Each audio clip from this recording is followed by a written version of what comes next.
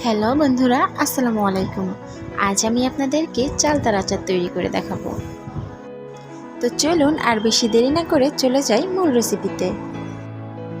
প্রথমে আমরা একটি চালতাকে ভালো করে ছুলে এরকম ফালি ফালি করে কেটে নেব। এরপর এগুলোকে ভালো করে পানি দিয়ে ধুয়ে পরিষ্কার করে নিব। এরপর একটি পাতিলে পানি গরম করে তাতে ধুয়ে রাখা চালতা হলুদ লবণ দিয়ে ভালো করে সিদ্ধ করে নিব।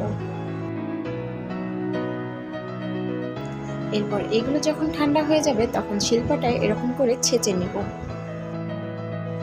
এরপর একটি কড়াইয়ে অল্প একটি সরিষার তেল দিয়ে তাতে তেজপাতা, এলাচ, লবঙ্গ, ডালচিনি ফোড়ন দিতে হবে। এরপর দিয়ে দিতে হবে আদা এবং রসুন বাটা। এরপর মশলাটা যখন ভাজা ভাজা হয়ে যাবে তখন এতে সিদ্ধ করে ছেঁচে রাখা চালতাগুলো দিয়ে দিতে হবে। হালকা নাড়াচাড়া করে এতে দিয়ে দিতে হবে 1 কাপ পরিমাণ চিনি।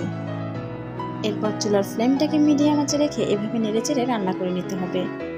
এরপর একটি পাতিলে 5 ফোড়ন এবং একটা শুকনো মরিচ দিয়ে ভেজে নিতে হবে। এরপর এগুলোকে পাটায় বেটে আমি এভাবে গুঁড়ো করে নিয়েছি। এরপর চালতার আচারে যখন এরকম পানি শুকিয়ে যাবে তখন আমরা দিয়ে দিব 5 ফোড়নের গুঁড়া। এরপর ভালো করে নেড়েচেড়ে মিশিয়ে নিতে হবে।